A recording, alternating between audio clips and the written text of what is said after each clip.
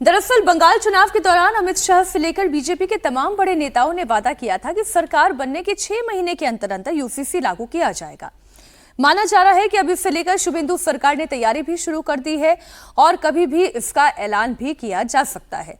अब बंगाल में यूसीसी लागू कब होगा, कैसे होगा, ये तो आगे पता चलेगा, लेकिन बंगाल चुनाव में करारी हार के बाद भी ममता बनर्जी हारी नहीं है। ममता बनर्जी ने साफ कर दिया है कि वो केवल सड़क पर ही लड़ाई नहीं लड़ेंगी, कोर्ट तक भी दो हाथ करने की तैयारी में हैं, यानी लड़ाई अभी खत्म नहीं हुई है। पश्चिम बंगाल की पूर्व मुख्यमंत्री ममता बनर्जी काला कोट पहनकर वकील के लिबास में नजर आई। खुद एडवोकेट बनकर मामले की पैरवी करने के लिए कलकत्ता हाईकोर्ट पहुंची। हाईकोर्ट में चुनाव के बाद हिंसा से जुड़ी हुई एक पीआईएल पर सुनवाई चल रही है और चीफ जस्टिस न्यायाधीश सुजॉय पॉल की बेंच सुनवाई कर रही है। ऐसे में ममता बनर्जी खुद वकील बनकर कोर्ट रूम पहुंची, जिसकी तस्वीर आप देख रहे हैं। ममता बनर्जी के वकील अवतार के पीछे का कारण भी आपको बता दें। ममता राज में हुए घोटालों का हिसाब किताब अब कोर्ट में होगा। मुख्यमंत्री शुभेंदु अधिकारी भी एक्शन में हैं। उन्होंने ममता सरकार में हुए घोटालों की जांच की सीबीआई जांच की मंजूरी दी है। शुभेंदु सरकार ने जिन 3 बड़े मामलों में सीबीआई जांच की मंजूरी दी है, उसमें पहला तो है शिक्षक भर्ती घोटाला, नगर पालिका घोटाला और सहकारी घोटाला। दरअसल ममता सरकार ने इन घोटालों की सीबीआई जांच की मंजूरी नहीं दी थी, लेकिन बंगाल में जैसे ही सत्ता परिवर्तन हुआ और यह वादा भी था कि जो भी भ्रष्टाचार हुआ है उसका व्हाइट पेपर सामने आएगा, यानी आने वाले समय में टीएमसी के कई सीनियर लीडर्स और खुद ममता बनर्जी के लिए उनके सरकार के दौरान जो मंत्री थे उन सब के लिए मुश्किल बढ़ती दिखाई दे रही है। बंगाल में 9 मई को शुभेंदु सरकार ने शपथ लिया और उसके साथ साथ ही 5 दिन के अंदर फिर जो और एक्शन हुए वो मैं आपकी तस्वीर भी ये सामने रख रही हूँ। अमिताभ जी, हो गया काम शुरू, बुलडोजर का काम भी शुरू हो गया है जिसकी तस्वीर हम देख रहे हैं, और ममता बनर्जी का भी काम शुरू हो गया है। काले लिबास में, काले कोच में हम उन्हें देख रहे हैं। तो अब वो ये जानती हैं कि मामला गंभीर है और कोर्ट से ही अब मामला लड़ा जाएगा। नहीं, ममता बनर्जी पहले भी कोर्ट में आई थी जो एसआईआर का इशू था, और वो उनके जो रिप्रेजेंटेटिव थे इलेक्शन कमीशन में भी जा रहे थे, वहाँ से भी उनको कोई फ़ायदा नहीं हुआ। यहाँ भी वो दिखते रहना चाहती हैं पब्लिक में आके। एक जनता ने मैंडेट दिया, उसका तो सम्मान करती ही हैं वो, लेकिन जो उनकी अपनी कानूनी लड़ाई है जिनमें उनको लगता है कि शायद उनको पीछे, वो तो लड़ेंगे ही। और रही बुलडोजर की बात, तो वो तो बड़ा एक सिम्बॉलिक है। बिहार में भी बुलडोजर आजकल चलने लगे हैं, तो शायद बीजेपी के जितने मुख्यमंत्री होते हैं उनको शायद बुलडोजर से ज़्यादा प्यार है, इसलिए वो उस तरह की चीज़ें दिखाते रहते हैं। और इस चीज से होगा क्या, ये ऑप्टिकल वैल्यू, ममता बनर्जी का आप देखेंगे कि ऑप्टिकल वैल्यू बहुत इंपॉर्टेंट है उनके पूरे डायनेमिक्स में, चाहे वो हवाई चप्पल हो या सफ़ेद साड़ी हो या अब काला कोट पहन के गुजारी। तो वो अपने लोगों को, जो भी उनके सपोर्टर्स हैं, उनको दिखाना चाहती हैं कि वो एक्टिव हैं।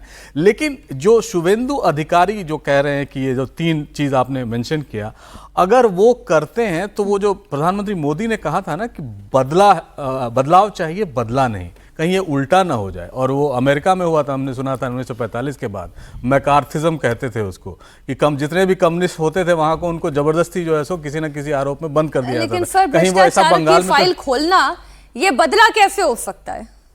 नहीं, भ्रष्टाचार की फाइल खुले, भ्रष्टाचार पहले भी था और ये प्रूवन भी था, चाहे नारदा हो चाहे शारदा हो, वो तो प्रूवन था ही। लेकिन कहने का मतलब है ये बदले की भावना से स्पेसिफिक लोगों को टारगेट करके अगर किया जाएगा तो मुझे लगता है ये मैंडेट के खिलाफ जाना चाहिए।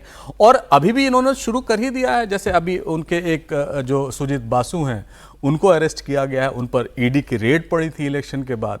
तो ये सारी चीज़ें चलेंगी कि किसी भी तरह, आखिरकार जब बंगाल में सरकार बदली है तो जो व्यवस्था है वो भी बदलने की कोशिश की जाएगी। और जितनी सरकारी तंत्र है जिसका पहले मुख्यमंत्री ममता बनर्जी ने इस्तेमाल किया था, अब इनके हाथों में, इनके हाथ में तो और मैं तो इस तस्वीर को देखकर इस लिहाज से आकर्षित होती हूँ कि जो तैयारी उनकी होती है, ममता बनर्जी की, समीर जी, जो तेवर उनका होता है, अब चाहे चुनाव जीतें, चुनाव हारें, चाहे सड़क पर लड़ें, चाहे कोर्ट में लड़ें, विपक्ष को ये सीख लेनी चाहिए कि केवल ईवीएम को दोष देने से काम नहीं चलेगा। आपको लड़ाई तो लड़ते रहना पड़ेगा और लड़ते हुए दिखना भी पड़ेगा। देखिए, भले ही ममता बनर्जी अभी कह रही कि मैं सड़कों पर लड़ाई लड़ूंगी, अभी कोर्ट में वो काला कोट पहन के गई है, लेकिन ममता बनर्जी की प्राथमिकता ये होनी चाहिए थी कि अभी जो उनके 80 एमएलए जीत कर आए, विधायक दल की बैठक बुलाती और विपक्ष का नेता कौन होगा वो ये तय कर देती। फिलहाल तो अभी ममता जी ने विपक्ष के नेता कौन होगा ये अभी तय नहीं किया है, लेकिन ये शुभेंदु अधिकारी या भारतीय जनता पार्टी को जो मैंडेट मिला है, भारतीय जनता पार्टी को, ये भ्रष्टाचार, ममता बनर्जी के भ्रष्टाचार के खिलाफ मिला है। जो भ्रष्टाचार ममता बनर्जी के राज में हो रहा था, जो टोल वसूली ममता बनर्जी के हो रही थी, जो कट मनी ममता बनर्जी के शासन में चल रही थी, और पहले कम्युनिस्टों के 32 साल में और बाद में ममता बनर्जी के 15 साल में जो बंगाल में लूट तंत्र चला, उसके खिलाफ जनता ने त्रस्त होकर भारतीय जनता पार्टी को इतना बड़ा मैंडेट दिया है कि अब कम से कम भारतीय जनता पार्टी आएगी तो भ्रष्टाचार पे, अपराध पे लगाम लगेगा। तो मुझे लगता है कि शुभेंदु अधिकारी ने पहले ही कैबिनेट में बता दिया है कि भाई अब भ्रष्टाचार को लेकर किसी तरह का वो नहीं होगा, जीरो टॉलरेंस रहेगा, और अब सत्ता परिवर्तन हुई तो कामकाज के तरीकों को बदलना होगा, जो उन्होंने कलेक्टर, डीएम, एसपी सबसे कहा है। और मैं उम्मीद कर रहा था कि पहली बैठक में शुभेंदु शायद यूजीसी को लेकर घोषणा कर देंगे, मुझे लगता है वो सेकंड, हाँ, यूनिफॉर्म सिविल कोड को लेकर घोषणा कर देंगे, और शायद वो चूक गए, सेकंड बैठक के लिए उन्होंने रखा होगा। हेमंत ने तो पहली बैठक में किया, अगर पहली बैठक में करते तो उसका भी और अच्छा मैसेज जाता। उन्होंने तमाम घोषणाएं आयुष्मान भारत को लेकर पहली बैठक में उन्होंने घोषणा की, और तमाम सीबीआई जांच की उन्होंने सिफारिश की है।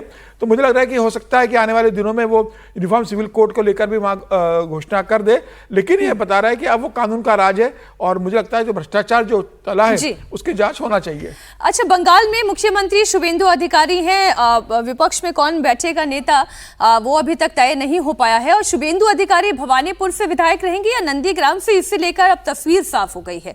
शुभेंदु अधिकारी ने ऐलान किया है कि वो भवानीपुर से विधायक रहेंगे और नंदीग्राम सीट छोड़ेंगे। आपको जानकारी दे दें कि शुभेंदु अधिकारी ने इस बार भवानीपुर में ममता बनर्जी को हराया था, जबकि पिछली बार नंदीग्राम से मात दी थी।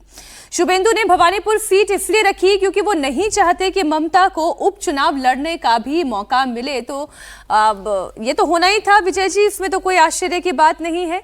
पहले से ये चर्चा चल रही थी कि वो भवानीपुर अपने पास रखेंगे और नंदीग्राम की सीट वो छोड़ेंगे।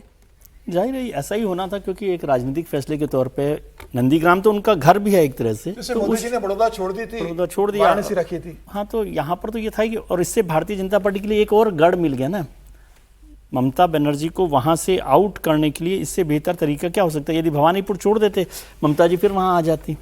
नंदीग्राम वो आ नहीं सकती क्योंकि उनका ममता जी ने मना कर दिया। पूछा था ममता जी ने, तो कहा था मैं उपचुनाव नहीं लड़ूंगी।